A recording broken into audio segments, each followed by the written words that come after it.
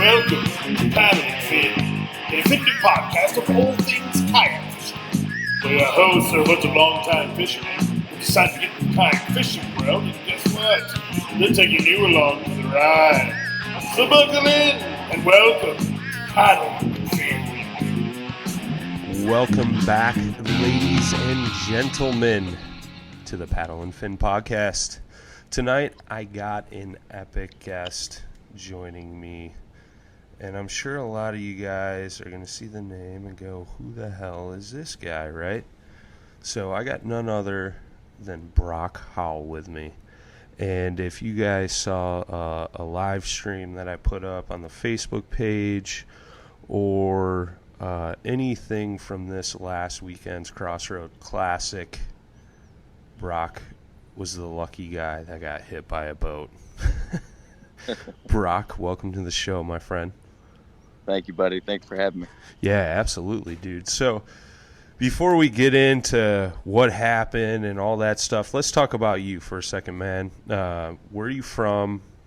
How'd you get into kayak fishing? How long you been into kayak fishing, and what club you're fishing with? Oh, I am from Linton, Indiana. Okay.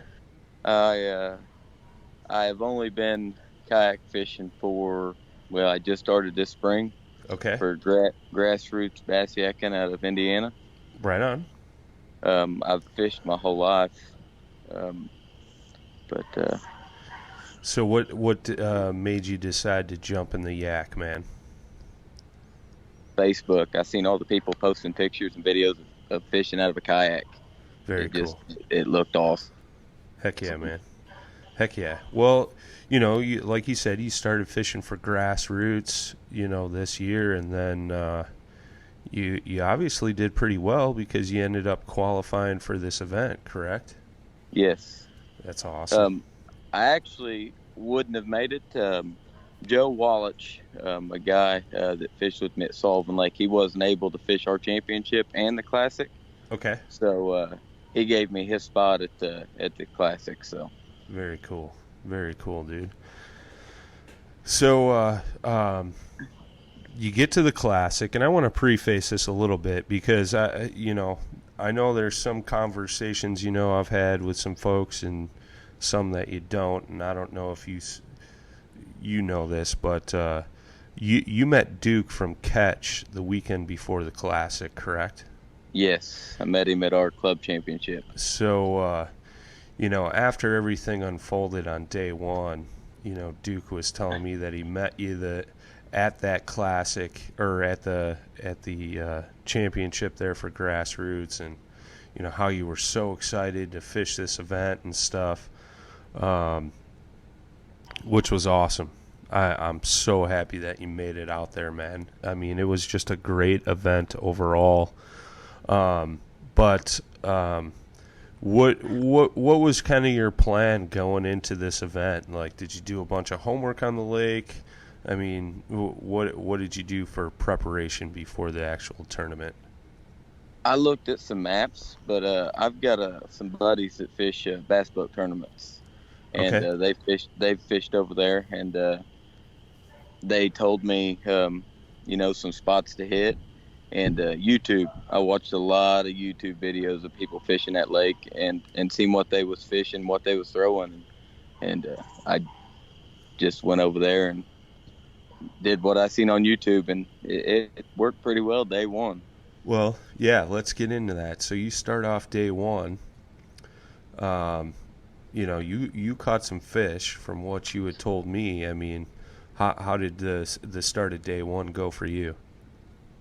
My first fish I hooked up was, I would say, around 19, 20 inches, and it got off right at the kayak. Had the net in the water, getting ready to dip it. My jig coming out of its mouth. Oh, man. So the first of the day didn't start off real great, but 5 minutes later, I had a 17 3/4 in the boat. Nice. And they just kept biting the jig. Every 5 casts, I was catching a fish. So. That's awesome. That is awesome. So, I mean, you ended up having 84, 85 inches Yeah, I got on my messenger for our club, and I'd sent them a message. Said I had 85 inches. Told them what I was throwing. I was throwing a green pumpkin jig with a green pumpkin trailer, and told them that I was going to leave my spot alone for the rest of the day and go check a little bit of the lake out. So right around 85 inches. Nice, dude. So And now that was at like 11:30. that's sweet. That's a good morning. I like Yeah. that. Well, I think from what you had told me, right, that was like one of your best like tournament days, right? That is my best tournament day. 79 inches is the most I've put up before that. Okay. So I mean, that's a little preface, right? So having your best tournament day ever. I mean, with the exception you lost a giant at the boat, which is a bummer. And you're out there fishing, you're out there searching for new water, and then this event happens. So run us through how all this kind of unfolded. I went up heading north up the hot water side of the lake. Okay. To go up and check some different stuff out because I hadn't pre-fished. And I get up there and I didn't get no bites up that way. So I decided I was going to go back towards the boat ramp and just fish around the dock and around the little point right there by the pavilion and finish my day up right there. Well, as I'm headed back south towards the boat ramp, I seen a John boat probably 15, 20 feet to my left coming towards me. And I thought he was just one of them jack wagons that think, hey, there's a kayak guy. I'm gonna give him some waves, you know. Sure. And as he got about 30 yards away from me, he turned left, and I screamed, hollered, and I jumped. And whenever I come up, my kayak's upside down. The first instinct was my fishing gear's gone. He helped me try to lift my kayak over to flip it over, and as soon as he did, all my tackle started falling out. And I let go of the kayak and started grabbing all my tackle boxes. And I got a hold of all of them. We got the kayak flipped over. Had two different guys in kayaks come flying over to give me a hand. It was crazy. Yeah, I mean, so I know one of the guys that shot over was Zach Solaire from Northern Michigan Kayak Trail. Who do you remember who the other guy was by chance? He sent me a friend request on Facebook, but I cannot remember his name. Okay. I believe he was in a bonafide, right? I honestly don't remember. Man, I apologize to him because I know I met him. I know I talked to him. Can't remember his name for the life of me either. But, I mean, right, so this guy's coming at you, turns last second. You jump out of the boat, and thank God you did, man.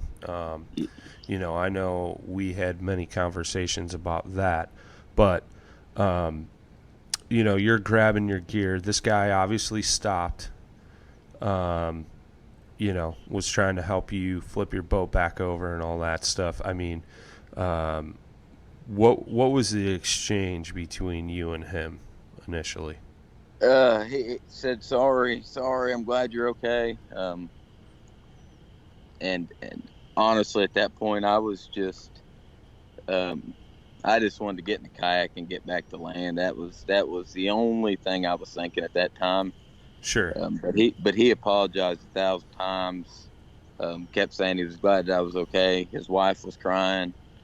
I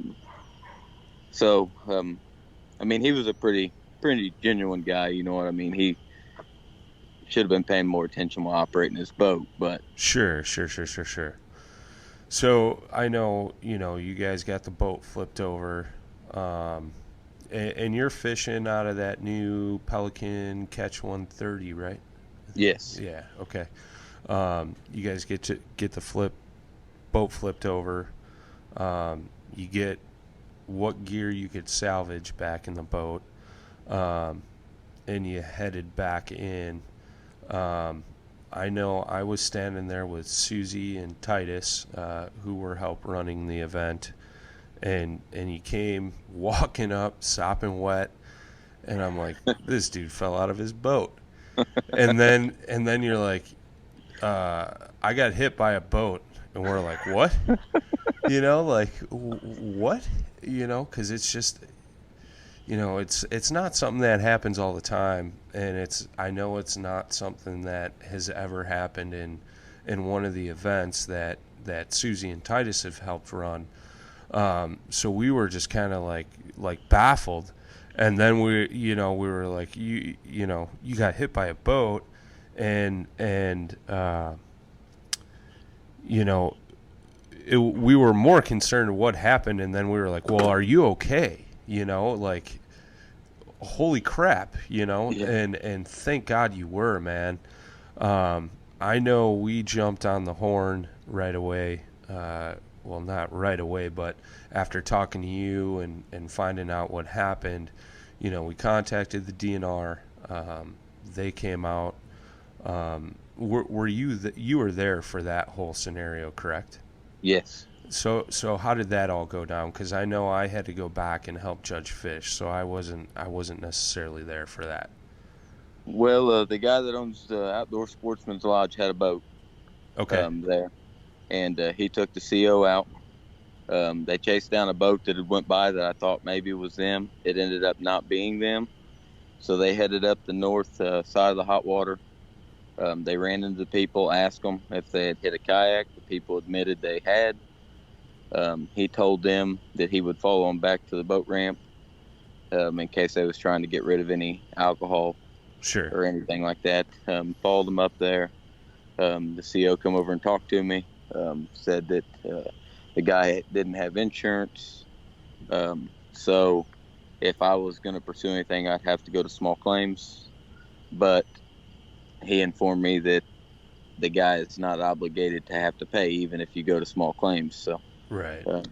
the guy ended up getting a ticket. I'm not sure what it was for. And then me and the guy talked. He apologized.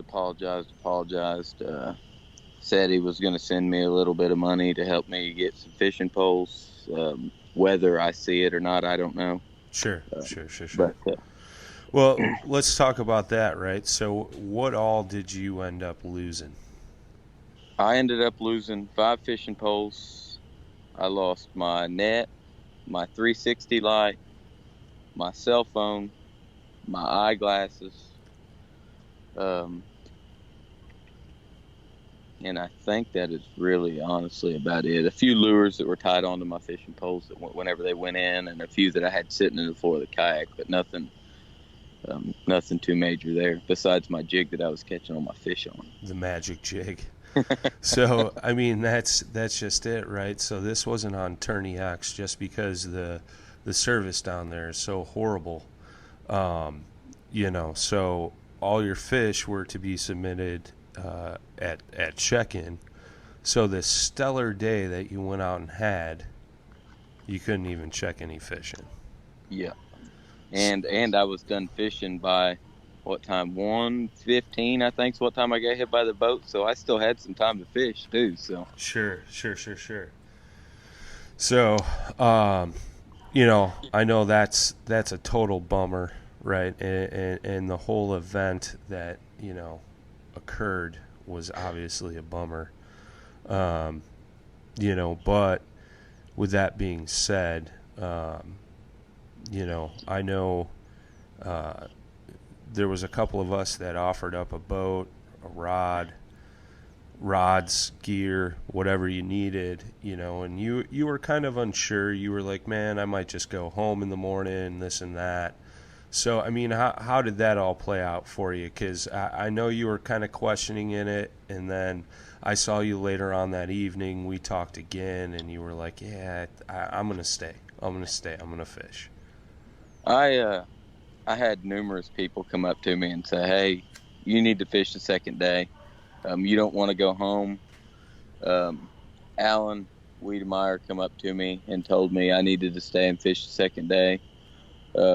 Just and then you, I mean, offered me the big rig and fishing poles and your GoPro to take my pictures and all that stuff. So I mean, it was kind of one of them things where I wanted to fish. I just, at first, I didn't have a camera to take my pictures and didn't, wasn't sure about my kayak and no fishing poles.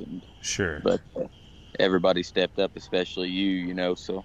Yeah, no worries, man. No worries. So I know there was a conversation we had, and this was kind of like initially, I know Susie was like, hey, do you need a phone to like call somebody? Your wife or something, and you were like, yeah, I don't want to call her right now. Yeah. So I mean, you ended up having to make that phone call, right? So how did that go? I mean, how did the wife react to what had happened? Well, I called her from Zach Rossbottom's phone at the hotel. Okay. And I called her, and I didn't tell her that I was in an accident. Okay. I called and said, and she picked it. Or I called, she didn't answer, so I sent a text message, said, hey, it's Brock. So she calls back, and she said, where's your phone? And I said, the bottom of the lake. Well, instantly, you lost your phone in the lake? I said, yeah, my eyeglasses, my fishing poles, everything. Well, I still hadn't told her that I was in a boat accident. Sure. So her first words out of her mouth were, that was an awful expensive fishing trip. But then I informed her that I was hit by a boat and what had happened. And then, she knew it wasn't my fault, other than I just got never lost tethers the weekend before. But sure. I'd never used them, so I didn't want to try in that big of a tournament to fight with the tethers. So Sure. So she still gives me crap about that even today, about not having them tethers hooked up to that stuff. So. Oh, man. Well, here's the thing, dude. Like, I don't even know, man. Like, I know I didn't initially walk over and look at your boat, when you took Susie and them over.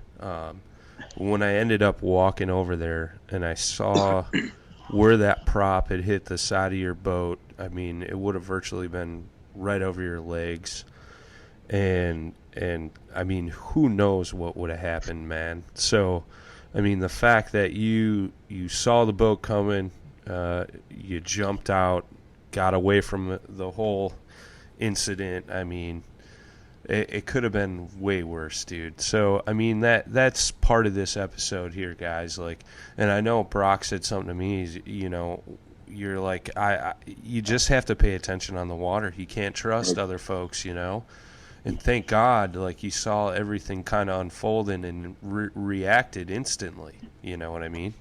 Yeah. Yeah. I mean, it could have been bad. Yeah, man. Yeah, for sure. But yeah. So we talked later that night. You're like, I'm gonna stay. I'm gonna fish. I was super happy to hear that, and I know I met you at the ramp, Sunday morning, got you geared up, ready to head out, and so how did day 2 go for you? It went kind of slow. The fish weren't biting the jig like I was expecting them to. I tried some other stuff. I was a little stubborn. I only took one fishing pole. Yeah. Let's talk about that. I told you, just give me the heavy pole. Just give me the heavy pole. And I wish I would have took something a little lighter. Sure. Because I ended up catching my biggest fish of the day underneath the dock, about 20 feet from the boat ramp, on a Ned rig with a heavy pole. Yeah. With a heavy casting rod. I'm like, dude, I got 7 rods here. Whatever you want. You're like, I just need one. Just give me that heavy. And then when I came in, I saw you, and you're like, yeah, I ended up tying on a Ned rig and catching 2 fish. And I was like, wait a minute. All you had was that heavy rod. What the hell? So I was just like, oh, my gosh, dude. But that's cool, though. So you came in with four fish, right? Yeah, 58 inches. Okay, right on. So, well, let's back up, right? So, the evening of day 1, they did a raffle for everybody that entered the tournament, and seems like everybody's name got picked twice out of that raffle, which was awesome. Like, huge shout out to all the sponsors for the event. Some people got some pretty killer prizes, from small to big. But I know Alan walked over to you like towards the end and handed you a huge box of baits and stuff, right? He handed me a box of jigs. I got home, I counted them. There was 42 jigs in that box that he gave me. That's insane, dude.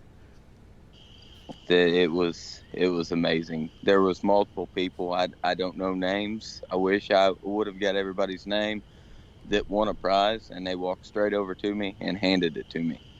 There was probably 4 or 5 different guys that did that. That's crazy, dude. So, well, and then day 2 at the weigh-in and the awards and everything, Alan also gave you 2 fishing rods, correct?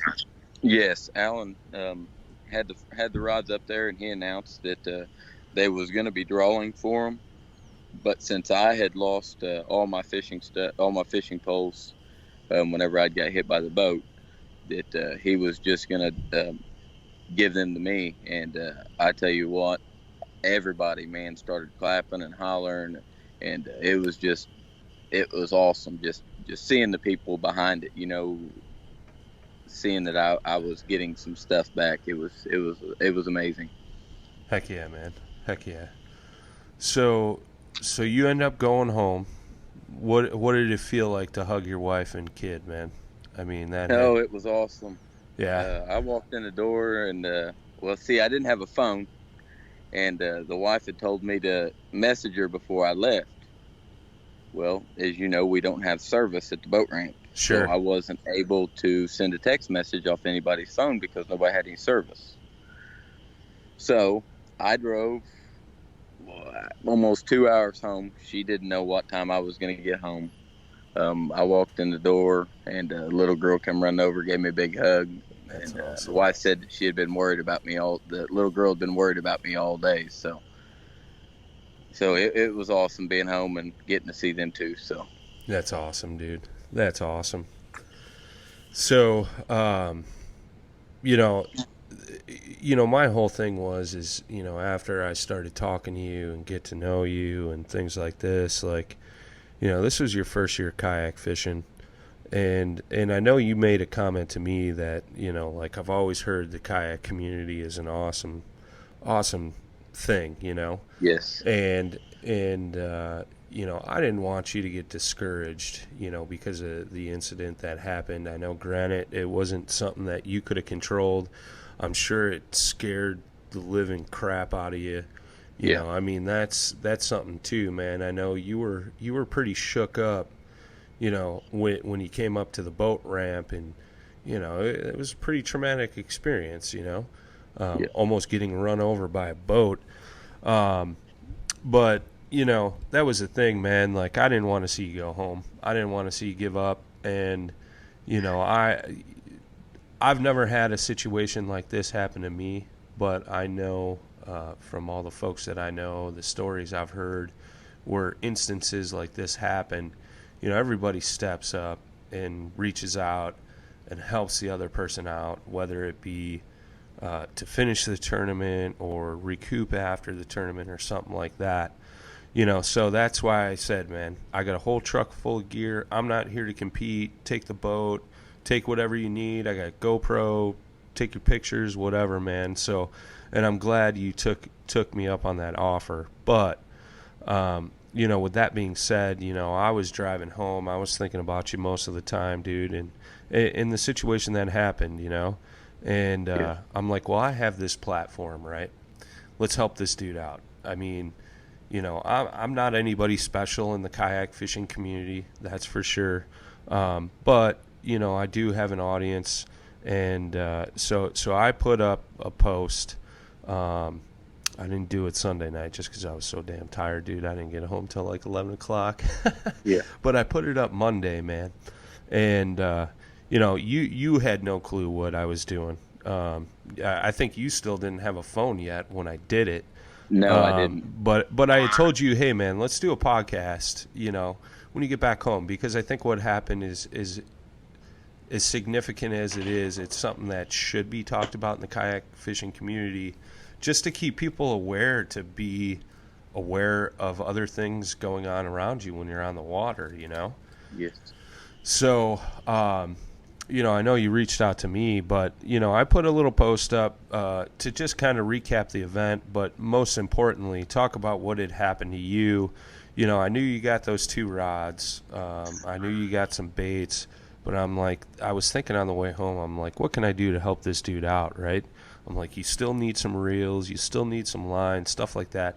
I mean, that stuff costs money, man.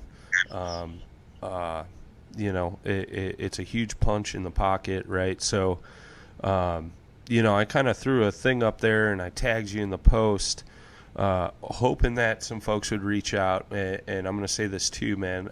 I need you to send me your address. I have a brand new spinning rod in the garage I've never even used. And I got a reel for you as well that I want to mail out to you to just kind of help you out there. And I think I still got some lines, so I'll look too. But that was one of the things, man. Hey, we got him some rods.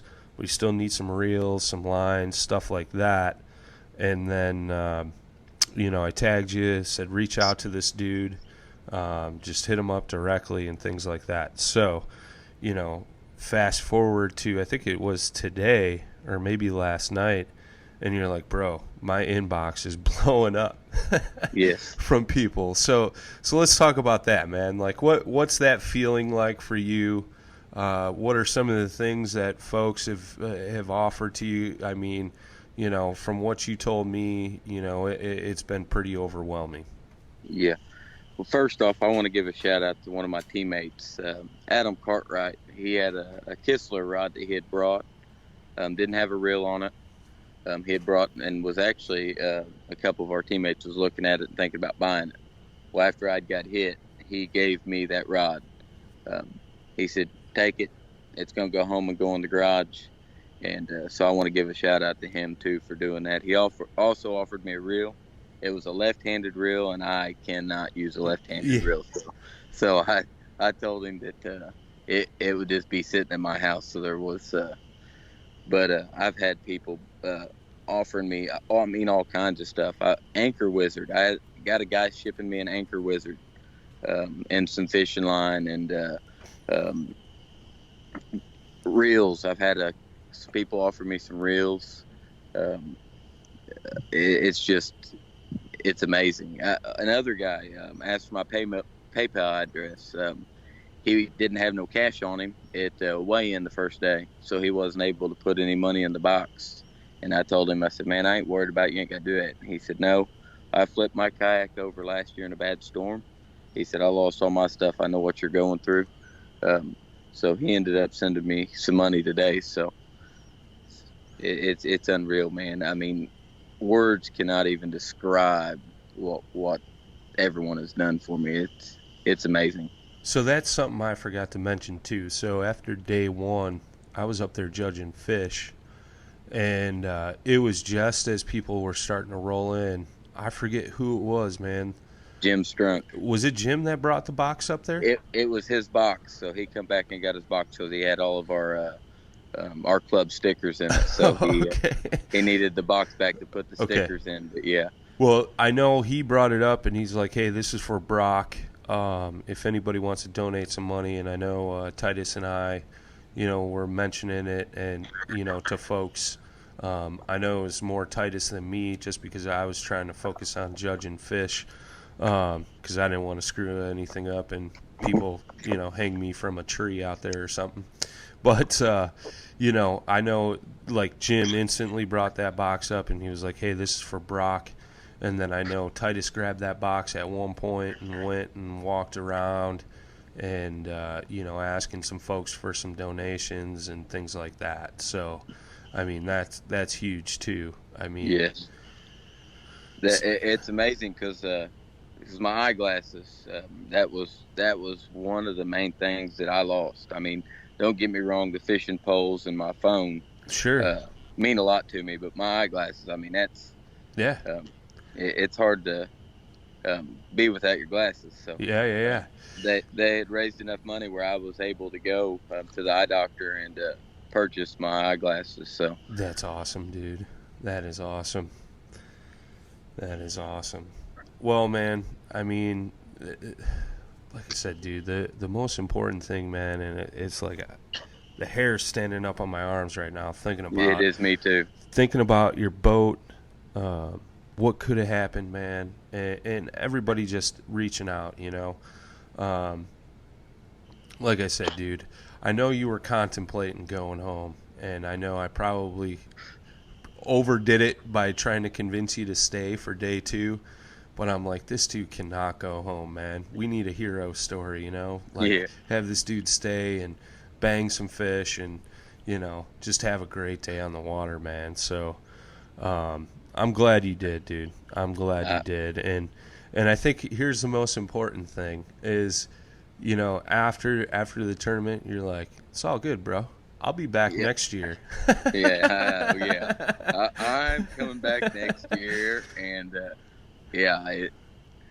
it's gonna be a different story. I plan on beating that 85 inches by a little bit. So. That's awesome. That's awesome, dude. I hope you do, man. I hope you do.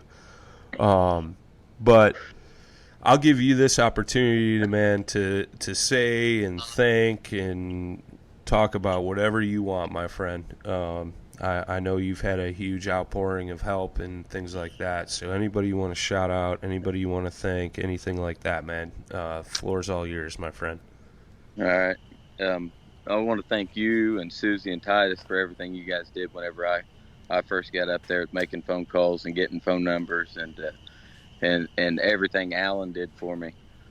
Alan, I mean, he stepped up big time by giving me them jigs and them rods and Jim Strunk. Jim has been awesome to me all year because he's the director of our club, the Grassroots, and Jim has been amazing. Anytime I got any questions, I message him, and he helps me out. And Zach, I want to thank Zach, and I can't think of that other guy's name for getting there as quick as they did to help me while I was in the water. Sure. They got there, I'm not kidding you, and I mean, you'd have thought they had torpedoes on their boats. Sure. Just thank everybody, man. It's amazing. It's awesome. Well, I mean, it just goes to show how great our community is, man. And that's one thing, man. I just, like I said, I tried to do what I could, man, and I'm glad some folks reached out, and you're getting set back up. Like I said, I didn't want to see you seem like a really good dude, man. I didn't want you to get discouraged because of one event, because of one guy that wasn't paying attention, you know, and just most importantly, get you back on the water and having some fun, you know what I mean? So, yeah, no worries on my end, dude. I know Jim and I had a conversation as well. That was the first time I personally met Jim, and you know, he thanked me multiple times for helping you out and getting you back in the water. I'm like, hey, man, I'm just doing what anybody else here would have done for me. Yes. You know what I mean? So, you know, it's all good. And he's like, no, really. I said, Jim, it is what it is, brother. I said, dude's going out fishing. That's what matters. So, it's super cool, man. So, yeah, man, I appreciate you and you sticking it out, and I'm glad we've formed this friendship, man. You know, it's like, you know, had you not got hit by a boat, I don't know if we'd be talking as much as we have. So that is you know? True. So, and that's the thing too, man. Like, think about all the people like you have met and things like that, and it's people you could reach out to at any given time now, which is awesome, right? Like, you know, it's amazing. That I got home, and whenever I finally, I actually had signed into Facebook on the wife's phone. I had 10 different friends requests from people that was there. I mean, it's just nobody would even know who I was if I wouldn't have got hit by the boat. You know what I mean? Sure, man. So you're boat famous now, brother. Yeah. No, I'm just seriously, dude. I'm just glad you're all right. But I thought we needed to definitely get you on here and talk about what had happened and the importance of just being aware on the water, like I said, and just showing how awesome our community is, man. So it's out of this world. Yeah, buddy. I definitely appreciate it, man. But yeah, like I said, dude, I got some rod and reel for you, and I'm pretty sure I got some fishing line as well. So I want to get you set up there, and a couple other things. So we'll chat about that. But with that being said, guys, I'm not going to run through our show sponsors or anything like that on this episode. There's no need for that right now. This is just more of a sweet story coming out of the kayak fishing community that could have gone way, way worse, right? And I think it's just a good, valuable lesson. So that being said, guys, till next time, tight lines, smooth paddling.